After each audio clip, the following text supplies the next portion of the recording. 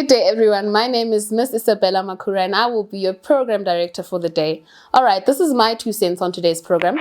Women can be anything that they put their minds to. Strong women, may we be them, may we know them, may we raise them. It's an honor for me to be your program director today, especially in a program that seeks to honor women, empower women, and give thanks to women in society, especially the University of Limpopo. I would like to hand over to the first female president of the University of Limpopo, Honorable Miss Sikedi Mabata. She's the first female president of the University of Limpopo. So given that this is a women's program, I think we would want to hear a lot of what she would have to say, how she would like to address her masses, and what she has to say about Women's Month, especially in the University of Limpopo. I'd like to hand over to her now.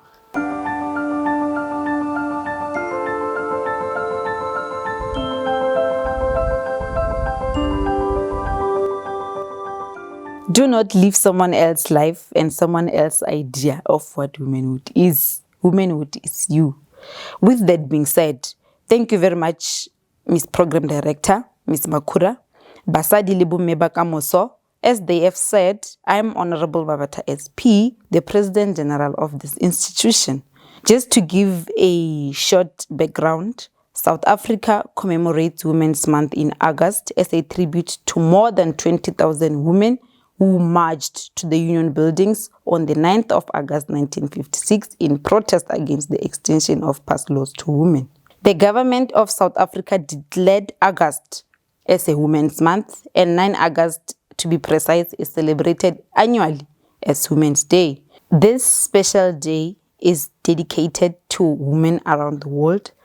It's a celebration of the great success of women across all spheres of life, as well as shaping the future. As such, as a university, we are glad to form part in celebrating Women's Month. It is an honor, really, to host you today. It's always an honor to host powerhouses. And allow me also to say Women's Month is to express love and gratitude towards women's contribution to our life and to society. We show appreciation, love, and respect towards women. Thank you to each and every one of you for being here with us today.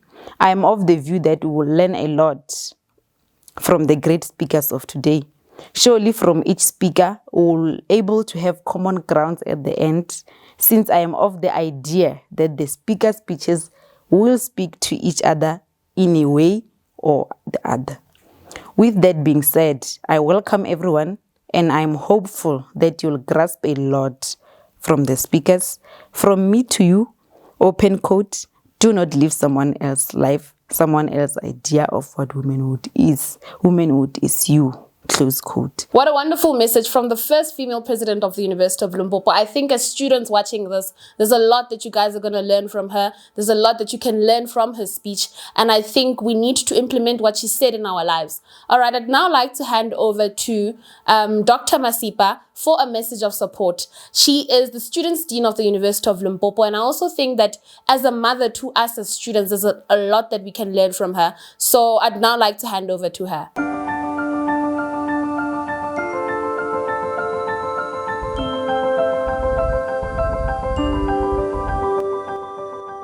My greetings to the university community, the executive management, staff, and the entire student community.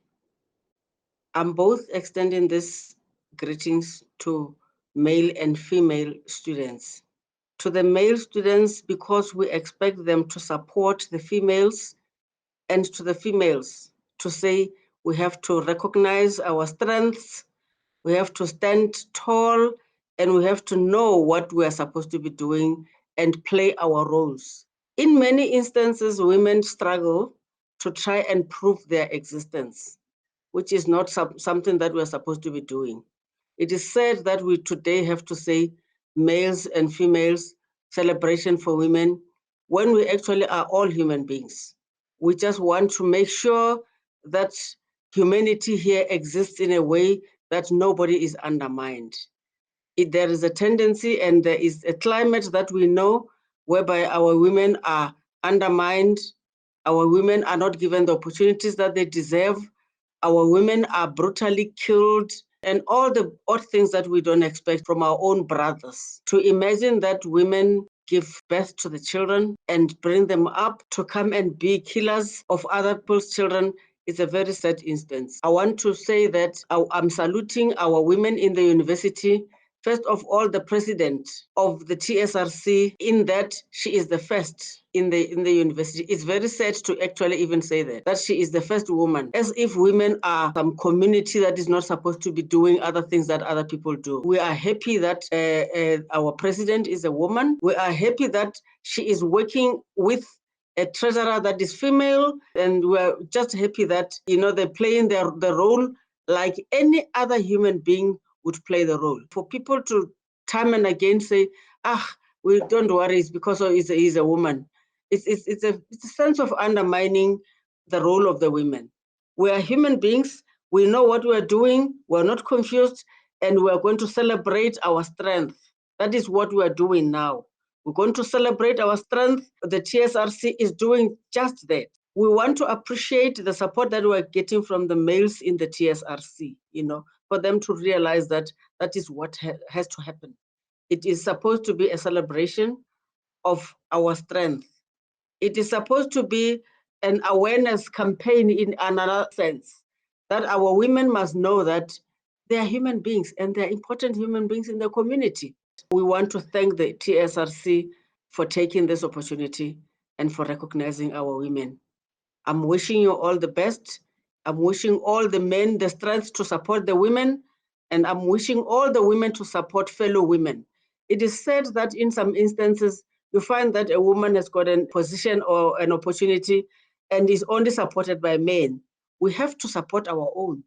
If we want the strength, we have to support each other. Once a woman takes an opportunity, we have to say one woman up and support that woman. Once a woman makes a blunder, we have to all rush to go and cover that blunder, just like men do. They cover each other's blunders. We also have to do that, and that is very important for our lives. We have to stop undermining each other and uplift each other. And that is the way in which we can reach a level of balance where we don't say we're celebrating women any longer, where we celebrate humanity, because that is what we want. The fact that we keep on celebrating ourselves, it's a way of campaigning to say to people, we're women, we are equally important. Please recognize us. But we have to reach a level where we don't have to be shouting for that recognition any longer. We have to build ourselves, support each other, and I'm repeating this, support each other. And wherever we blunder, support each other again and make sure that those blunders are corrected, not just covered, but corrected. It is very important that we celebrate our humanity. It is important that we celebrate our gender, that we are being recognized as human beings. After all, whether people like it or not, we are the mothers of this world.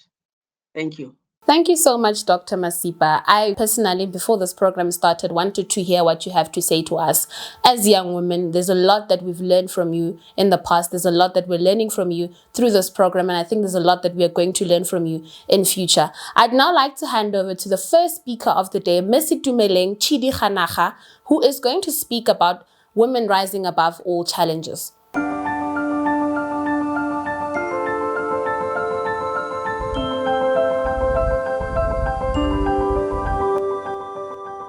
Thank you so much, Program Director, for the opportunity that you've given me to come and address our beautiful students and our viewers there at home, where we are celebrating our Women's Month as the University of Limpopo students.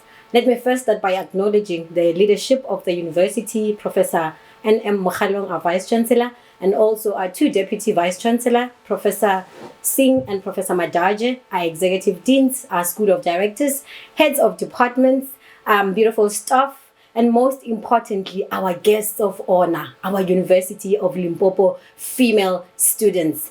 A special recognition to our leadership of the students, which is led by the first female president, Sikedi Mabata, thank you so much for this opportunity and invite to come and speak at my home, at my alma mater, where I studied, and also importantly, where I work at. What a time to be alive. I could have not chosen any other platform except this platform. It really gives me so much honor to be addressing our very own students and also our viewers, them at home. Allow me today to come and speak to you about what I have titled Rising Above Challenges. We live in a time in which we are faced with many challenges, especially as women. We are living in anxiety, we are living in panic. There's so many stresses, there's so many noises due to these perilous times in which we are living in. And when I was invited to come and speak, I had to think to say, what is it that I'm going to be talking about? So given all these evolving societies, given all these things that are happening in a society, I had to choose to say, look, despite of what is happening, despite of these changes that are occurring in our societies, in our homes, in our workspaces, most importantly, even in your educational systems, we can still rise up. We can still make it regardless of the challenges that we are facing. I'm going to be sharing with you these pointers that I hope they're going to impact positively on your social life, on your academic life, and also on your well-being in general. The first point that I am going to be talking about is in these times where we are challenged, it is important to always live your truth. Regardless of what you are facing, I don't know what you are facing, regardless of whatever challenge it is that you're experiencing today, remember to do you. Remember to always live your truth. Do not swallow your soul. Do not sell your soul all in the name of trying to fit in, all in the name of trying to balance and find a way of living. See yourself as a brand. Remember, whatever drink, whatever clothing brand that you know. Imagine if you were to buy a soft drink that you know, I won't mention brands, and the next thing tomorrow you're buying it and the taste has changed. You're probably not going to be drinking that particular drink again. So that's how you should see your life. That is how you should channel your life. Be a brand that whatever changes that may occur, remember you are still who you are and you will definitely rise above. When I say live your truth, I definitely mean knowing who you are, living your purpose, and that even if there are changes, even if there are negative circumstances, do not allow them to swallow you. Do not allow them to make you look at life negatively and think you will not make it. Just take it as a challenge. Just take it as a time in which we are learning from that particular challenge and taking the best practices and learning from whatever it is that you can learn and then rise up above that. And then the second point that I'm going to be talking about is do your best. In whatever thing that you are doing, do it your best. Do it your best. Forget about the pains. Forget about the challenges. Forget about the circumstances in which you are in and give it your best. I'm one person who believes in one of the quotes by Martin Luther that says, if you are called to be a street sweeper, Bona, sweep, let the heavens and the earth pause and look at your work and say, here lived a great sweeper. So I don't know what is it that you are studying. I do not know whatever it is that you are facing in, whatever it is that you are engaged in, but whatever it is, be it your your LLB degree, be it your accountancy, be it your media studies, whatever it is that you are doing, give it your best. Do it your all, because the universe is listening. Also, the word of the Lord says that God rewards hard work. So when the season is going to pass, definitely all the hard work that you have put in, all the best that you have put in whatever it is that you are doing, you are definitely going to be rewarded. There's somebody that is watching. The universe responds. The universe is responding, is looking. So whatever work that you are doing, if you're giving it your best, you are definitely going to be rewarded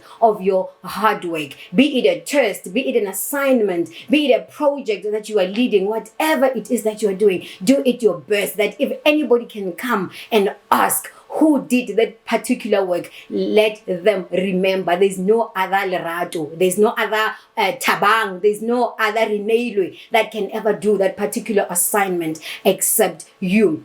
I'm also going to be telling you about striking a balance. You see, when we're living in these perilous times, I know that women play multiple roles. We are sisters, we are mothers, we are community workers, we are professionals, and some of you are postgraduate students engaged in your research. Some of you are trying to even do extra work through business or whatever. Whatever it is that you are doing, try to find a balance. It is important to strike a balance. I am talking about this. I'm also reflecting on some of the things that I'm engaged in. I know I'm one person who's also trying to do a whole lot of things. And if you are unable to strike a balance, you are going to be worried, you are going to be tired, you are going to be consumed, and you will be unable to rise up beyond the challenges that you are facing. So whatever it is that you are engaged in, be it studying, be it being a committee leader, being a secretary, a chairperson, studying 7 courses, 4 courses, strike a balance in everything that you do. Make sure that you prioritize.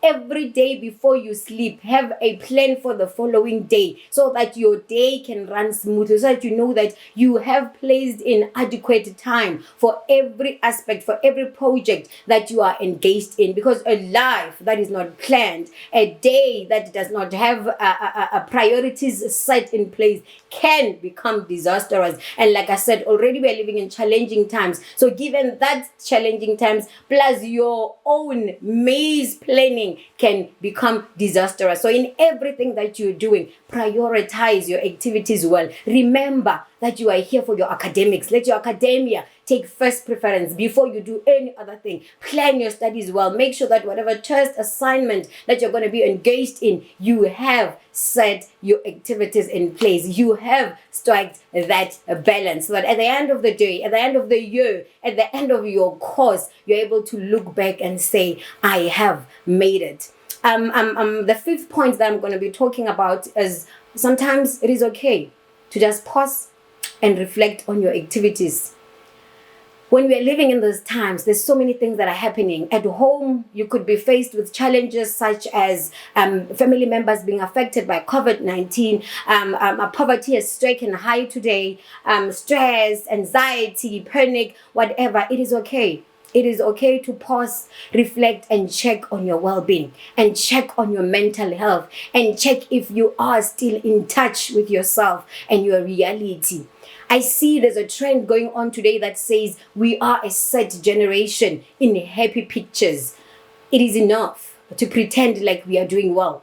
Stop with the pretense. Stop with trying to please people and looking happy, whereas you know very well that innately you are not happy. It is okay to pause, shut yourself down for a day and just breathe in and say, today it is a bad day. That is how we rise up. When you every day pause, reflect, and that's how you energize yourself. How do you continuously give from a cup and give without feeling it in? You're going to be worried out. So as you pause, as you reflect on your life and just check, how am I doing? How has been my week? Which people have I been spending time with? Which people have I been associating myself with? And judge from that. It is okay to cut ties that do not serve you. It is okay to let go of friends and associations that do not impact on your life positively. It is not called being a bad person. It is called self-love. You are choosing your mental health. You are choosing your priorities. You are choosing your potential. You are choosing whom you want to become by constantly pausing and reflecting on the things that matter. Stop pretending that you're doing well whereas you are not. I know what I'm talking about. I can just give an example. I am a young mother. I am a divorcee. I am a young scholar. I'm a young businesswoman. Sometimes all these things can swallow me up. There are days where I just lock myself in and I just say, today I am not taking any calls. I am not going out. I just want to reconnect with myself. And trust me, in that space, when you come back again the following day, you are going to do so much better because you have allowed yourself to pause and take a deep breath and say, I am going to rise above whatever storm, whatever challenge that I'm facing. And when you come out of that situation, you are coming out stronger and better than yesterday. Also, get a mentor. You see, age group A, 2000, what. It is also important that you get the right circle Get the right mentor. Associate yourself with people that are going to bring out the best in you. Life can be hectic. Get a social mentor, somebody that is going to assist you in social relations. When you're going through hard times, when you're going through hard psychosocial challenges, get that elderly sister, that elderly mother, that spiritual leader, that church leader, that family member who's going to be open, who's going to talk to you and advise you, whom you feel comfortable in pouring your heart, who has went through the same journeys that you are going through. If you are coming from maybe a middle and a low family background, for a lack of a better word, get somebody who's going to explain to you how they made it regardless of the situations that they are facing. And trust me, after learning from their stories, you are going to also believe and have a positive mindset that you too can make it.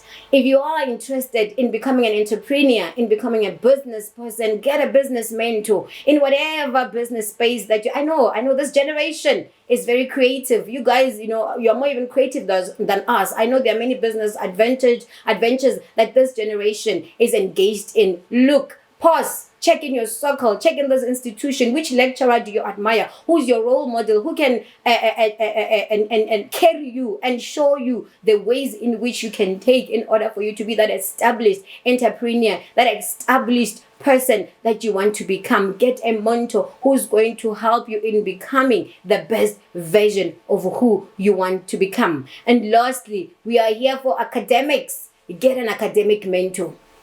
In this season and a time where we are teaching face-to-face, where we are teaching online, we don't know as academic staff how you are doing, because we are engaging with you. Some of us only hear your voices. Some of us are just teaching a class where there's less participation. You are not sure if the students are focusing or they are listening, unlike when we were doing things face-to-face. So only you know what is it that you are facing. Only you know whether you are able to grasp, whether you are able to adjust to this multimodal education that we are living in today. If you are not coping, get an academic mentor. We are so honored and privileged as the University of Limpopo to have our Center of Academic Excellence that provides services of mentorship. We are honored and privileged to have an effective center of student counseling and development that is there as well to help you meet with any problems that you are facing. So get that mentor who's going to assist you with your academics. If you are doing first year, get a second year or a third year who's going to carry you and show you how they managed to get to that level. If you're a final year student and you want to pursue your postgraduate studies, get a mentor who is already in postgraduate studies, who's going to carry you and show you that it is possible to become a young PhD graduate. It is possible to become a professor. So in the season and the time, we are winning. We are wishing to see women that are going to change narratives. We are wishing to see women who are going to say, my goal, it is not only to become Mrs. Mamang, but my goal is to become an established scholar. It is to become an established academic. It is to become an established and a renowned speaker, a renowned accountant, a renowned doctor, optometrist, whatever career it is that you have invented. All those things, they are possible. Have that mindset that says if there's a certain female who made it, so can you. We are also honored as an institution to be having our own female leaders, who Professor Mautu, Dr. Masipa, Professor Singh. These are women who are in leadership. Your own female president who break the chain, who showed us that it is possible to become a women leader. So if you can dream it, if you can wish for it, believe with all your heart that you can do it. And through mentorship, you will be daily encouraged, you will be daily inspired, and that way you will certainly become that of which you want to become. And importantly, rise beyond this challenges that we are facing as a nation. And last but not least, look, love yourself regardless of what people say. No matter what is it that you are facing, always have a positive mindset. A positive mindset yields positive results. Remember why you are here.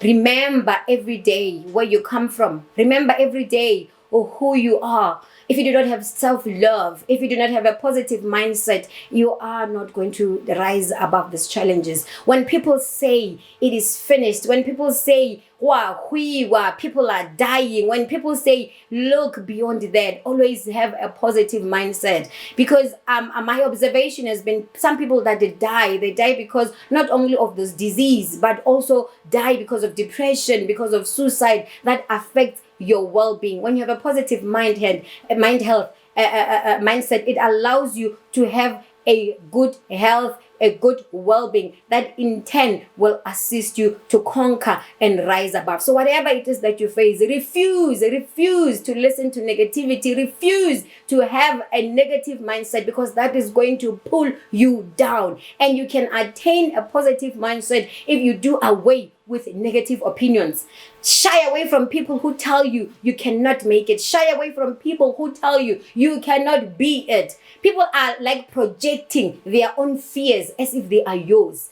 Stop looking for validation from people. Stop looking for validation from people who are not aligned to your vision, who are not aligned to your purpose. If there's any inspiration that you need, look beyond people that are negative. Because when they say, ha, CKD, you can't do it, it is them that can't do it. Then they project it as if it is you that you cannot do it. Refuse to listen to negativity. So in everything that you face, in every circumstance that you find yourself in, always remember to keep your mental health positive. Remember to think positively, because with a positive mindset, you can definitely rise above all. And as I conclude, I want to quote a verse in Isaiah 1 verse 9 that says, if the Lord had not left us these few survivors, these few remnants, we would have been like Sodom and Gomorrah.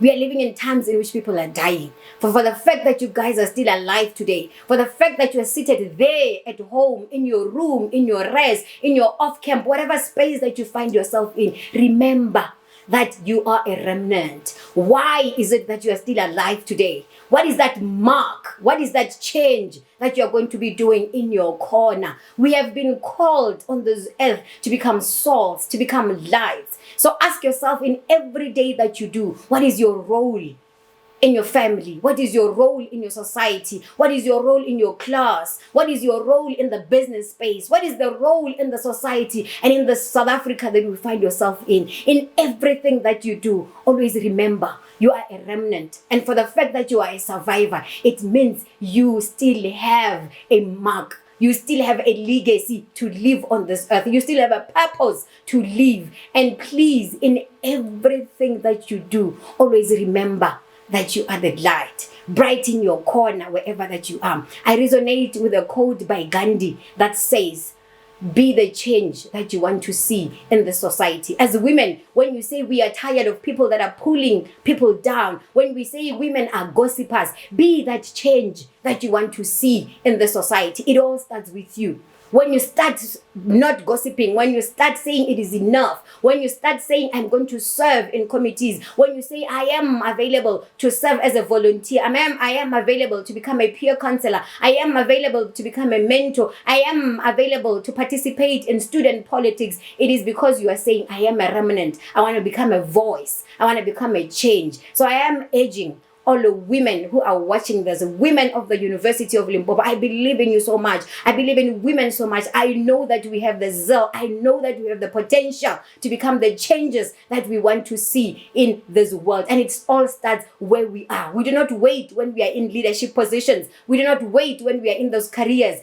Change starts now. It starts where you are. It starts in your circle. It starts in your friendship circle. When you find yourself with friends who are engaged in antisocial behavior, say to yourself, it is enough. I'm not going to participate in that. When you find yourself in a family that is not moving forward, say it is enough. I am a survivor. I am going to become that first female doctor in my household. When you find yourself in the University of Limpopo where women are just saying, it is not possible, we can't make it, say it is enough. I am also going to become that female president. So whatever change that you wish to see in this world, remember that that change begins with you. If you are able to change yourself, you will influence the person that is next to you. And as a whole, as a nation, as a society, we will definitely become changes that we want to see.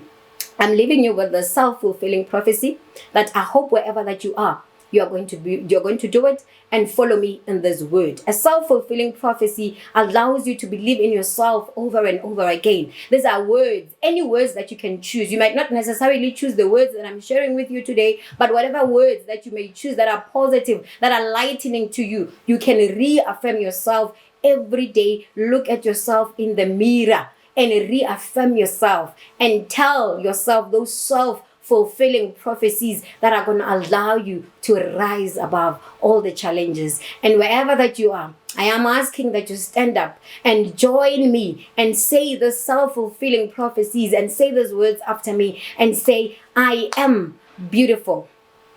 I am smart. I will do it because I can. When you tell yourself such positive words every day, they do something inside of you. They're going to motivate you to stand up on that bird, to stand up on that chair where you feel less motivated, and remind yourself daily that you are beautiful, you are a conqueror, you can make it because you can. Thank you very much to the SRC for inviting me to address you guys. And I hope with these few words that I've changed, I have definitely inspired somebody. And from here, you will know that it is possible to rise up every challenge. Thank you very much for watching. What a wonderful presentation, Ms. Khanaka. I think people generally think that it is not easy for a woman to rise above challenges, that we are weak, that we are not capable of rising above anything. And I think hearing your speech has made me believe more in myself. I think I can take this home and I can actually work on rising above all challenges. I would now like to hand over to the second speaker of the day, Ms. Dimakatso Sowana, who's going to speak about the rise of women that is not the fall of men. And I think before I hand over to her, I'd like to just give my 2 cents on the story. I think people in society think that the minute a woman rises, a man must fall, and that initially when a woman rises, it means that we are undermining men. And I don't think it's like that, but I think Ms. Sowana will touch more on that.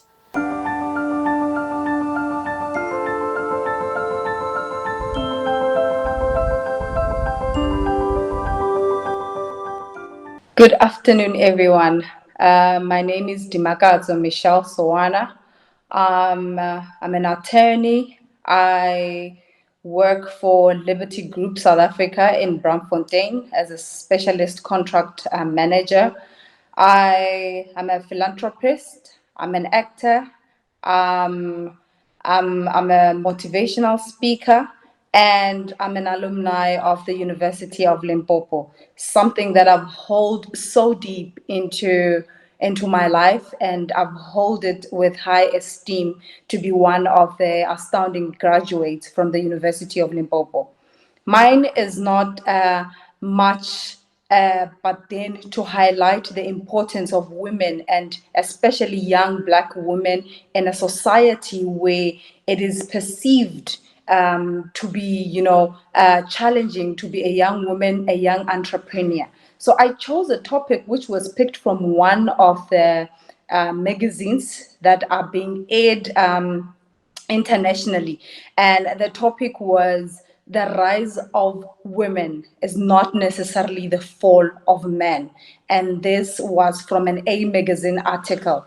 And for me, I had to figure out why would somebody who was speaking about feminism going out to refer to why not the rise of men, of women, and not meaning or necessarily connoting to the fall of men. As a young Black entrepreneur, I must say that something that I have omitted to share with you was my journey when I was in the University of Limpopo. So just to give our session a bit of building up so that we understand each other and why this event and why we are doing this, especially for university students. It's going to be important that you do listen, that you do take notes, and when you do, you apply the principles that are going to be able to assist you moving forward into your career, looking into the specific course that you have chosen for yourself, as well as looking at opportunities outside of university life. My career started as a young activist at the University of Limpopo in 2010 to 2013. I joined the Student Christian Organization as a finance team member. I moved on to the political desk, which was then the SAD. I then moved as the first female candidate to campaign against all male dominance industry in the SRC as a first female president elect, something which I took bravely. And throughout that journey, people were saying to me, it's not going to be possible that a female president will win the SRC elections in this day and time.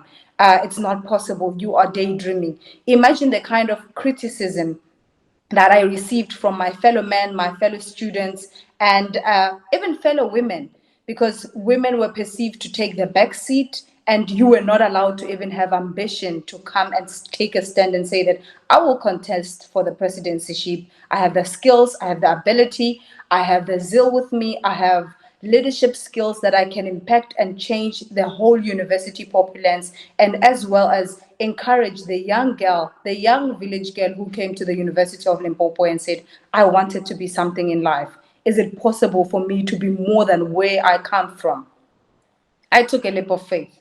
I was one of those people that I had to take. But now I did not only take the tipa ka bokgaleng, I actually took a stagger and a hammer on my left hand, and I said, if we have to go to war, then that's where I'm going.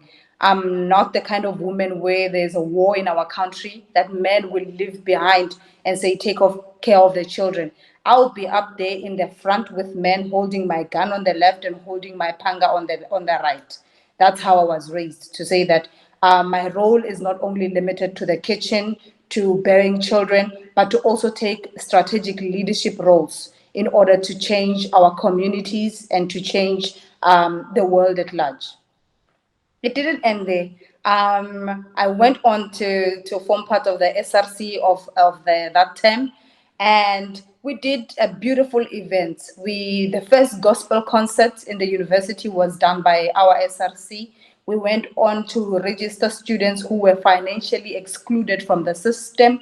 So I'm only referring to this to say that our journey of transformation to take our place in society as young women, and specifically as young entrepreneurial women, it doesn't start after university. It starts actually when you put your first foot into that door of your classroom in your first year at that university. That's when your career begins. Most people are academically aligned. You are academically aligned, but you forget that it's not only the academics that are going to make you win, that is going to make you win in the outside world. You need more than that. You need entrepreneurial skills, you need intercommunication skills, you need leadership skills. How are you going to able to harness those skills if you are not in a position to go out there and showcase what you're able to do? Now, it starts within the organization. What organization in campus are you serving? I know there's many organizations in campus. You've got the BLA, you've got SEO, you've got ANC Youth League, you've got all these other political, so debating team, all these groups are there to harness your skills. And I know during our time, we had some who are my colleagues right now, who are not even good in public speaking, will come to me. You know what, DK, as they used to call me then. There was a time where we thought like you were just doing everything on campus. You were on the SEO, you were on the SRC, you were on the BLA, you were on Enectus, which then was called SIFE. You were doing everything. And I said to them, I knew that my academics alone will not get me into the kind of profession and make me a master at what I do alone. I had to find some skills and harness them. And within those organizations, I got an opportunity to serve. I got an opportunity to present at national competitions in Johannesburg as well as Cape Town, while still yet a student at the university. So your career building does not only happen after you have graduated. In fact, the minute you step foot into that university, that's when it begins. So somebody would ask, why would I choose a topic which sounds so to favor feminism more than it would favor neutrality and be gender neutral? It is Women's Month, and we are celebrating the beautiful, strong women in our country who are, trailblazers. They are taking steps that nobody can take. They are going out there into the country. They want to be heard. They want to be seen, and they're saying, Tumamina.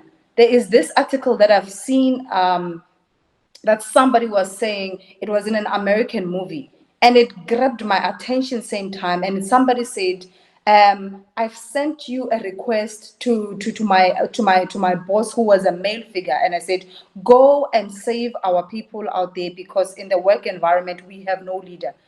And looking that nobody was taking them serious, the women took a stand and said, get out of the way, let the women show you how it's done. To some people that might seem like that's so disrespectful. It seems as if like women want to take ownership of things, women want to take the leadership role, women want to take the first position and bypass the men and belittle the men and move the men away from strategic and leadership roles. That is not true. We are not sidelining men. We are not, our intention is not to sideline them. Our intention is only to pick the best candidate for any position in any sphere of life based on excellence and not based on gender. So we are trying to do away with gender disparity.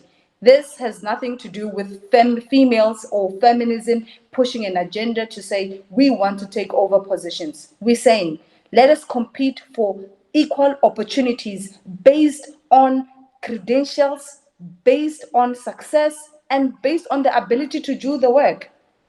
We are not living in the golden ages, unfortunately. We are moving into the fourth industrial revolution. Everything is technologized. Everything is about technology. Everything is about harnessing the skills that are rare, skills that will be able to take us into the future. How are we going to do that? It's simple. Hence, this session today, why the rise of women can never be the fall of men. We were predominantly by the system of apartheid and patriarchal rule for the longest of time in our society been shifted to take the back seat because we were told we were not good enough. We were told you are just a woman, you are just a pretty face. The only thing you can do is worry about getting married, worry about having children, worry about taking care of your home. Yet, inside of us, we were boiling with ambition. You wanted to be more. I wanted to be a lawyer. Somebody wanted to be a nurse. Somebody wanted to be a medical practitioner. Somebody wanted to be a geologist. Somebody wanted to be a presenter. We had ambitions within ourselves to say we can do more. It is not necessarily up to the men to make decisions. We want a seat at the table. And if no one is going to open up that table, we are going to bring our chairs. And I am so much excited that we are in a generation of women who are not only going to bring their chairs into those offices, but we are going to buy the whole damn building and create our own opportunities. It is about time that we take a stand as amakosiyazi, as vasadi, as young girls and young entrepreneurs and say, we are not going to take the back seat. The world is in turmoil. Whose solution, where is the solution going to come from? Somebody would say, men have all the answers. They've always been in leadership role. They've always knew how to make things done and how to get things done. Where else women were always and often mistaken to be emotional. And as emotional people, not in a position to make decisions, and those decisions would seem not to be valid or not relevant. But yet, the evolution of the world to even this day, in the age of COVID 19, has actually proven to us that women are more relevant than ever. We are the key and the answers to the future. We have watched the world evolve and decisions made that were sidelining us, our views, our children, and yet we did nothing. Thank God for one woman. We're talking about your Christian women, your Catherine Kuhlman, where we're talking about the likes of your Oprah Winfrey. We're talking about the likes of your Zozi Tunzi. We're talking about women. We're talking about one of my colleagues and former University of Limpopo alumni as well, Pete Ninkuna, who's a director at one of the biggest law firms in the country. We're talking about the likes of, Mashudu. We're talking about different kinds of women who are trailblazers and are taking a stand into society and saying, we are here. We are not going to sit back, but we are going to dominate. We've got the skills, we've got the capabilities, we've got the credentials, and we've got the passion to do and change this world.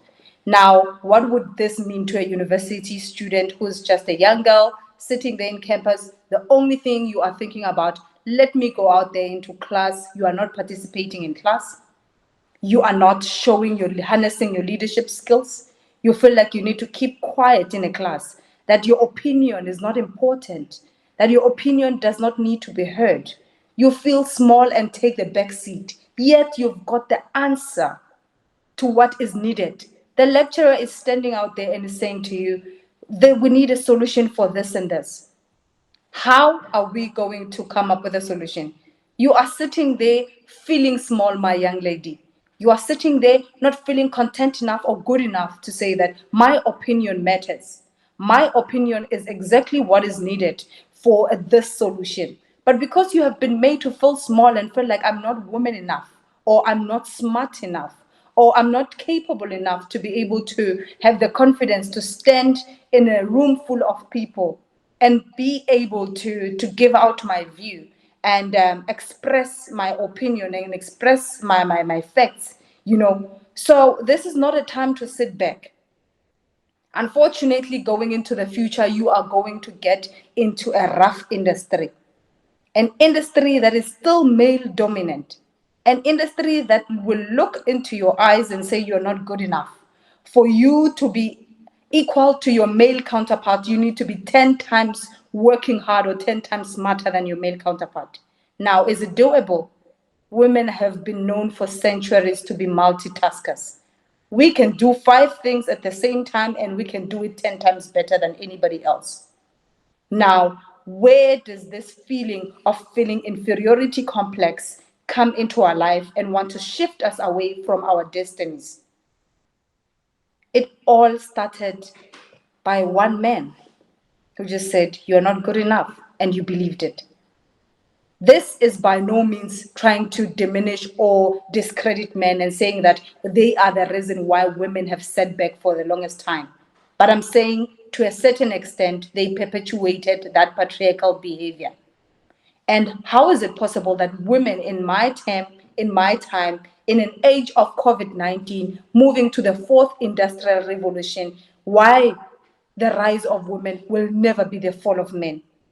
We were not here to compete. We are not here to compete, but we are here to collaborate. We are here to work together. We are here to be heard.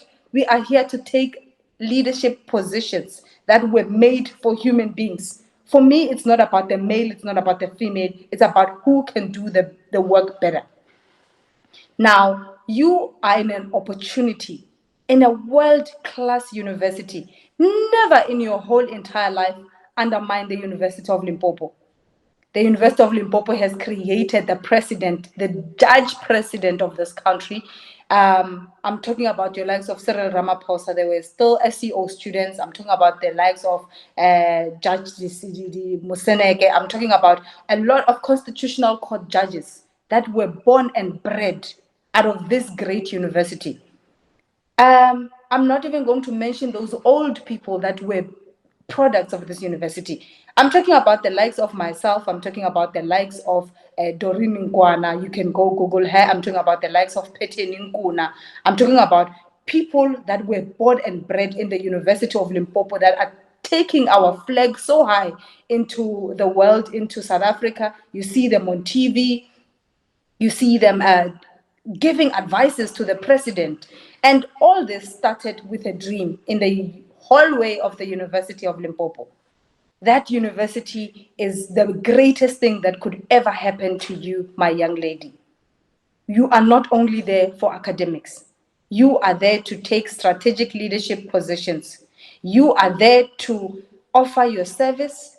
You are there to learn about leadership roles. You are there to learn about entrepreneurship. You are there to harness your intercommunications. You are there to harness your, every kind of skill, your technology or whatever skill that you have to carry. Do it. Do it now, do it when you have the time. When you reach the workplace, there will be no time for you to learn how to chair a board of 500 people meeting and sit there and address them. There will be no time for you to learn public speaking at that point. At that time, you will be expected to perform. You've been given enough time at university to harness those skills. Now, you can do it. Somebody said to me, you are a woman of many talents and many professions. And I laughed. I said, who set the limits? Did somebody come and say, I'm allowed to be just a lawyer and that's it? No. I looked at my life. I said, I'm more than that. I'm more than a lawyer. I'm more than a philanthropist. I'm more than an actor. I'm more than a motivational speaker. I've been on different shows in the country, from Lesedi FM, Capricorn FM, motivating young ladies and the youth in particular about why they need to take a stand and take their rightful place in society. Until we show to the world that we are ready, nobody is going to believe that we are ready. We are not going to wait for somebody to validate us. We are not going to wait for somebody to say that this is it. Well done. You have done it. Unless you start clapping for yourself and stand up and actually doing the actual work. So it's not going to end in motivation. I didn't want today to start my speech or go on about, your famous people in society and what they have done, while they do not resonate to the young girl at the University of Limpopo who's from a village like myself.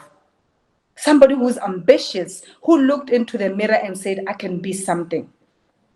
Something about me that people don't know is that I grew up an orphan. My parents died at a very young age. I grew up around an environment which was poverty-stricken, and everybody around me said, you think you can go to university, you think you can become something of yourself. But unfortunately, I did.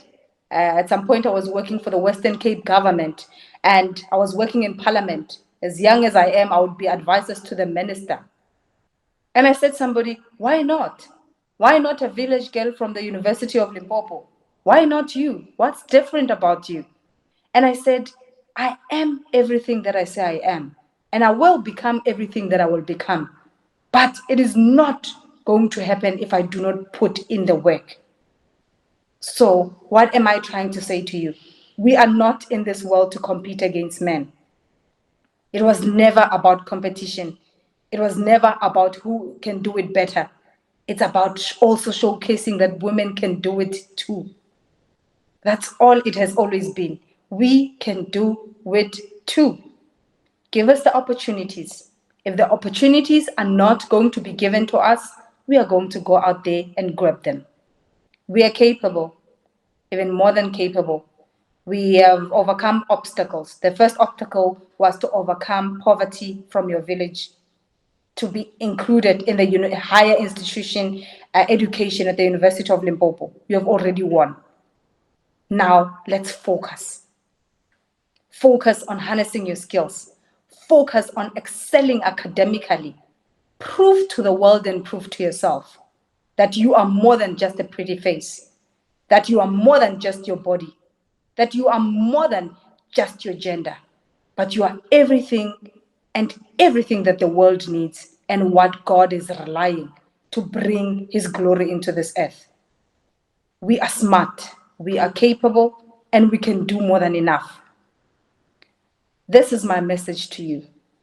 I don't want to be long. I don't want to, go into about the history of what I have done. I think so far, if you go into my social media pages and everything, you will see for yourself the things that I've done for the community propellants, the projects that I've embarked on, the companies I have started, others which have failed, others which have progressed.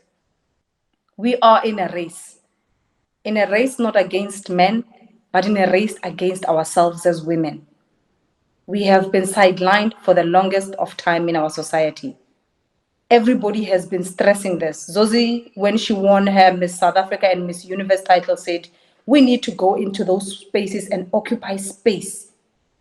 We are not going to occupy space by waiting for somebody to create opportunities for us. No one is going to create those opportunities, unfortunately. We are the ones we were waiting for. We are the generation we have been waiting for, the generation of creators, not the generation of receivers. Our forefathers, our mothers, our fathers were receivers, receiving from the government, receiving from the institutions that were made. Now we are not going to receive. Not only receive, but we are going to create. We will look into those spaces and find out what is not there.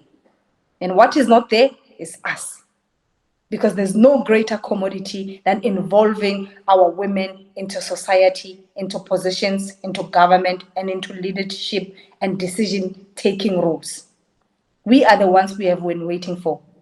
We are not going to have and wait upon the men to save us. We are our own saviors. And today, I look at you and I look at what you have become.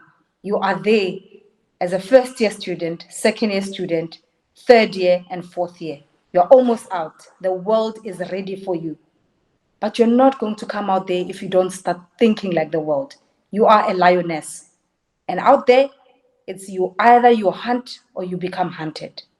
And as a woman, I've already told you, for you to make your mark in society, and worst, coming from a rural university, you are going to have to work 10 times better than your male counterparts and your other institution colleagues who are in other institutions.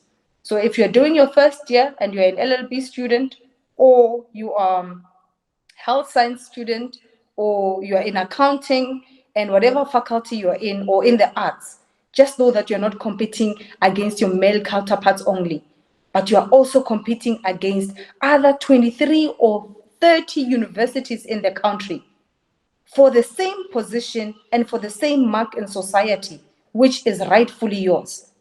Now, is somebody going to give it to you on a silver platter? Definitely no. But you're going to grab every opportunity by its horn and say, I am here to win. I was born to win. I was born to impact the world, and I was born to make a change. It's not going to come easy, but you have everything inside of you to be able to succeed. I wish you nothing but the best. I know that you are capable.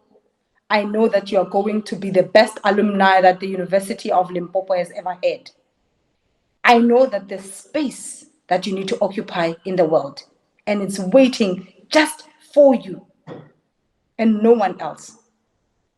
I know there are hospitals yet unbuilt that we are going to be built by you. I know there's a female president that is going to come out of this country. No one knows who, no one knows when, but I know in my heart that is going to be a UL alumni, and she's going to be a female. It might sound vague, it might sound impossible, but time has proven again and again that nothing is impossible in this world. So as a message of encouragement to you, rise up, young women. You are not here to compete against your male counterpart. You are here to take your rightful stand. And this is my message to you. I am waiting with eager expectation and excitement to see the ideas that you are bringing and the solutions that you are bringing to the world. I am one proud UL alumni And when I see somebody from the University of Limpopo doing well, I marvel with joy. I stand up, I smile, and I clap my hands and said, this is the generation we've been waiting for.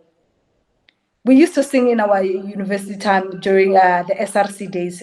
Abasazi bazosifunde ephepheni. They don't know us. We are from the University of Limpopo, and somebody would say, rural university, what can they do? What can come out of there? And that is exactly where the solution of the world are going to come out, from that rural university. That's where the first female president of this country is going to come out. Might not be the first, the second, maybe the third, but I do know for sure that somebody somewhere is sitting out there and they're going to be shocked that how was this possible? So now I'm saying to you, grab your education, grab your academics. Don't sit there and occupy space and waste your parents' money, let alone waste NSFAS money that is funding you to do well in society, to come in there and encourage you to go after your wildest dream. Maybe the next Elon Musk is you. You are sitting there. Now rise up, young lady. This is no time to feel sorry for yourself. This is no time to compete against your male counterparts. You have no competition except the one that you see on the mirror, which is you. Now rise up. The world is in turmoil. The world is in need of solution. And guess who the solution is in? It's in you. It's within you. It has always been you. And it's about time that the world know who you are. I love you so much, and I'm looking forward to seeing you in the future. Thank you, Ms. Sawana, for emphasizing that the rise of women is not the fall of men. I think indeed you proved me correct. And now we can move on to the third speaker of the day, Advocate Musima Jane Rasisemola, who is going to speak about sexual violence and the law. I actually read something on Twitter today which spoke about justice for somebody. I think we live in a cruel South Africa. We live in a South Africa where women are not safe. We live in a South Africa where women are not empowered.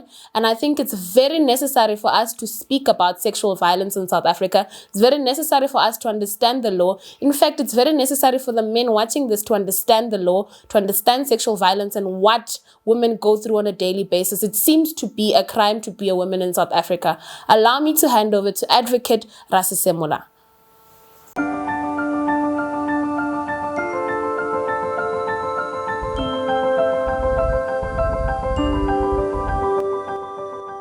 Thank you for the opportunity. I'd like to greet everyone from the university community, the leadership and management council and senate, and all departments of the university that have made this event possible. I'd like to thank and to greet the leadership of the students in the University of Limpopo, in the TSRC, for this invitation. I'd also like to greet my co-panelists who've done a stellar job in the presentations that they have made. I feel very small coming at the end of such a powerful dialogue that we've had thus far. And I'd like to greet everybody and express my gratitude at this invitation. I am Musima Rasisemola. I'm an advocate of the High Court of South Africa. I am a legal consultant and businesswoman, and I do a lot of legal commentary in the media on issues of national importance.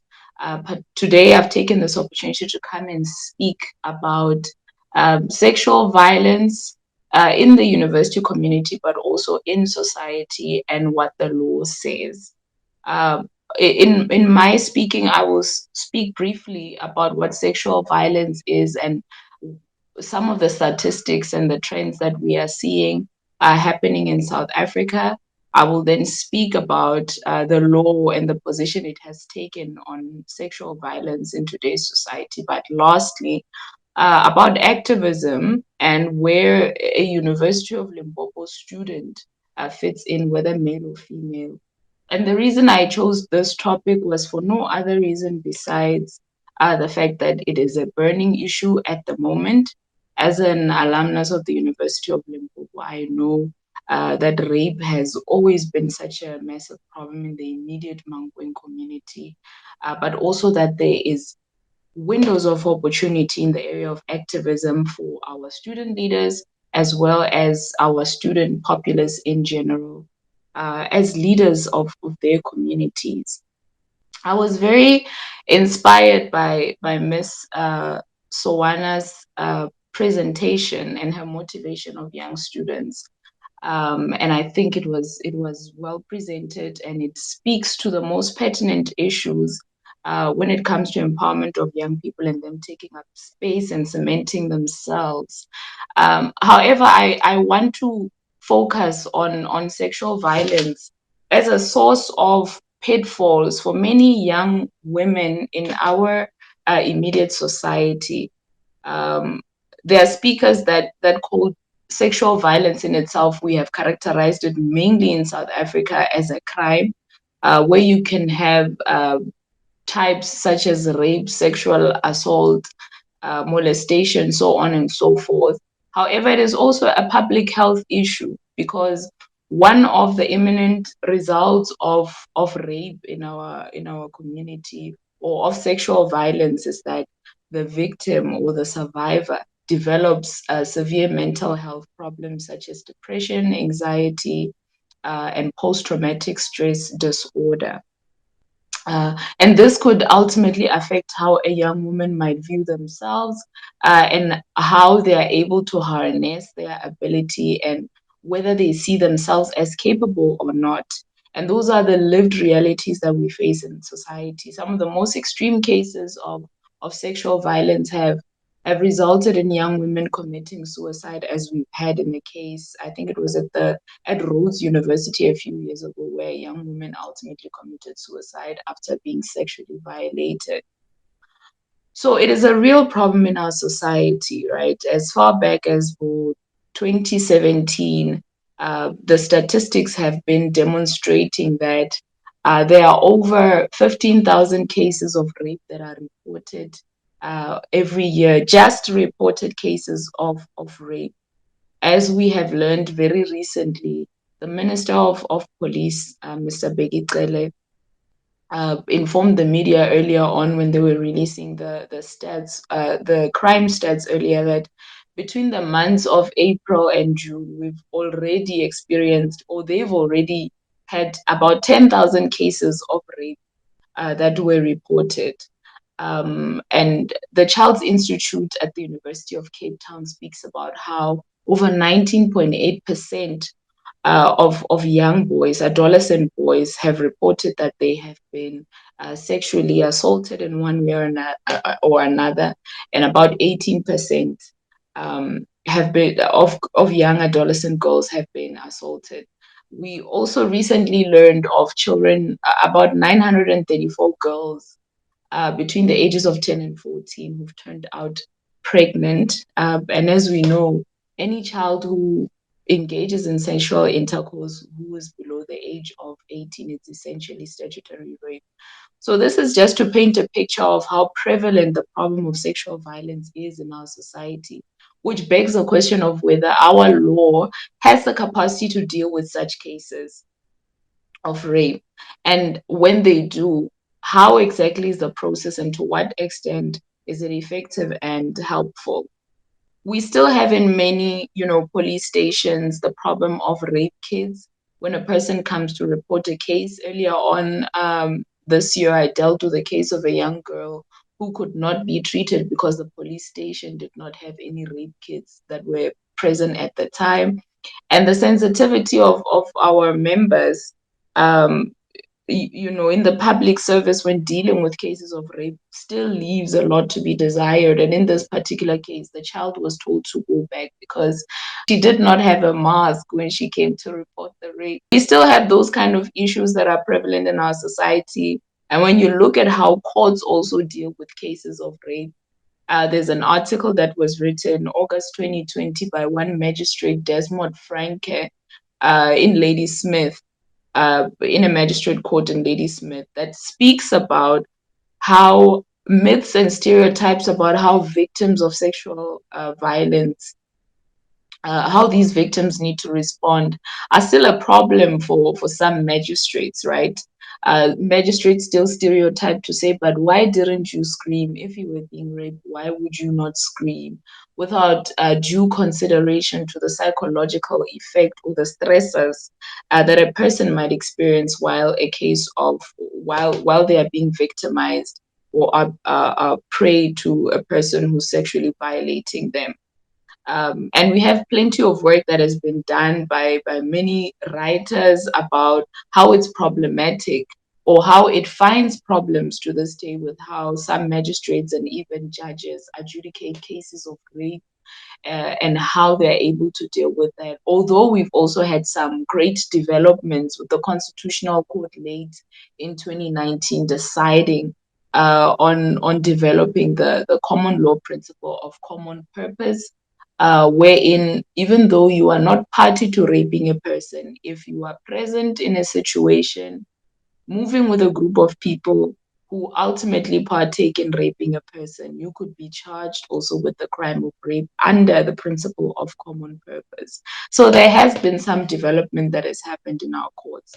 The problem is what then happens to young women and even young men who fall victim, but the justice system cannot come to their aid, either because the evidence is not properly is not good enough for prosecution to take your matter to trial, or people who've been raped and just feel like they do not want to report such a matter. Say, for example, a university student has been raped, and what then can happen?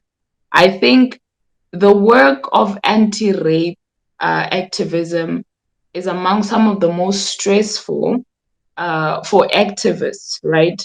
And there's plenty of support that you can find with foundations such as the TS Foundation that offers counseling, so on and so forth. But I'm speaking to the young woman or the young man on campus who wants to take a decisive stand against cases of sexual violence, and how then we deal with the victims of such cases, particularly as the consequences of same present themselves by way of mental health issues such as post-traumatic stress disorder, and suicide ideation, depression and anxiety. We had a situation in our universities a few years back where we had a hashtag end the rape culture, where students stood up to say that they find that the policies around sexual violence and rape on university campuses are problematic in that they enable or they protect the perpetrators of cases of sexual violence, while they victim blame those that have fallen victim or are survivors of cases of sexual violence. I don't know as it stands what the policy is at the University of Limpopo. I'd like to think that the student leadership is positioning itself and it's petitioning the management to work around issues of sexual violence and how they are dealt with. But I think between the time an act of sexual violence occurs and it is tried in a court of law, there is a gaping chasm between the two. And that is where activism has to step in and position itself. That is where our young leaders need to position themselves as those that are able to intervene and to assist members of the student populace who find themselves as victims of such acts.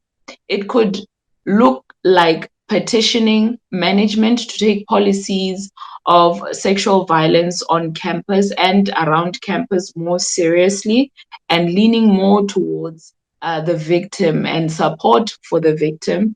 There could be a clear message on how the student support services need to send out a clear message that accommodates victims of sexual violence in the university, and creating specialized programs for helping them cope in order to reach their full capacity and become the people in society that they were meant to be in the ultimate end. But it could also be an opportunity for us to speak about sexual violence the impact that it has, particularly psychologically, on those that are or could become victims to same, but also speak about how there has to be a deliberate means of ensuring that you do not enable rape culture in a university. There are a lot of choices that young people make in order to, be young people and to find themselves having fun and doing whatever it is that, young people do.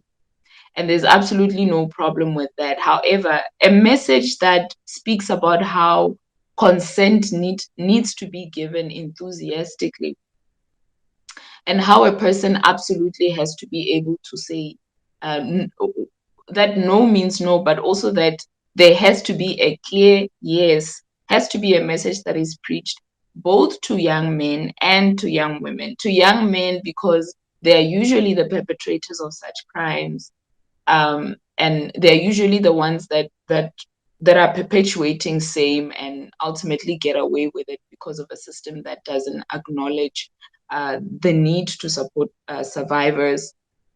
But lastly, that girls need to be taught about enthusiastic consent, but also that no means no, and to be able to know and to believe that there's a safe place to land with student governance, in order to assist them to overcome these stresses.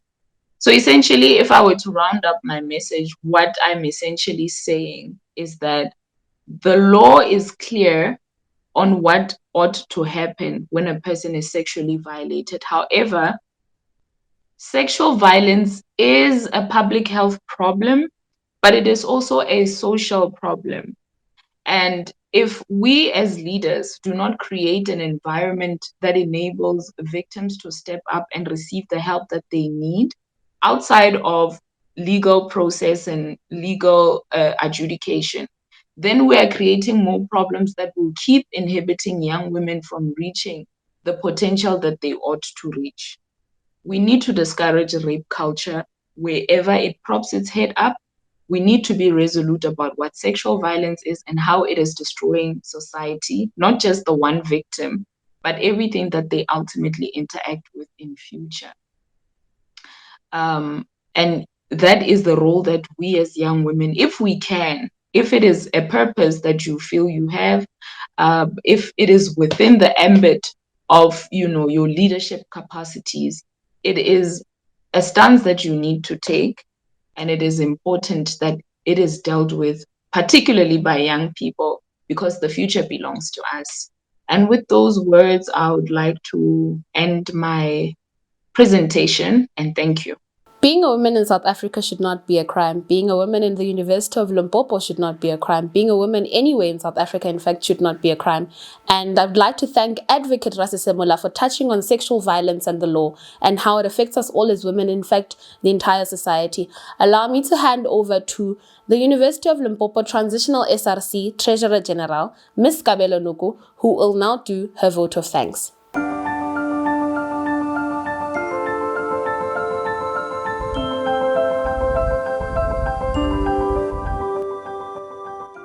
Greetings. I'd like to firstly thank the program director for giving me this opportunity to be here and give vote of thanks on behalf of the TSRC.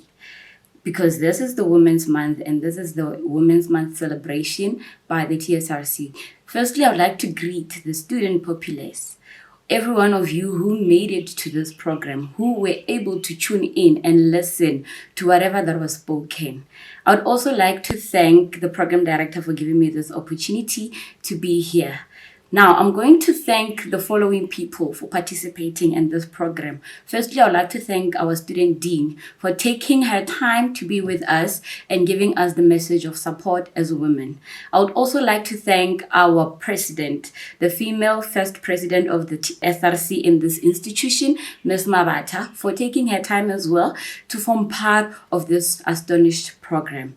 As well, I'd also like to thank our speakers, Ms. Khanaga, Ms. Sowana, and Advocate Rasisemola, for taking their time to come and be with us in this institution to speak to us as women and to encourage us to move forward as women, because the woman that you are today is not the woman that you were 5 years ago, and it's not going to be the woman that you will be in 50 years to come. So I'd like to thank you all for participating or for taking your time to be with us in this program. I hope that you grasped a lot, because I know I have.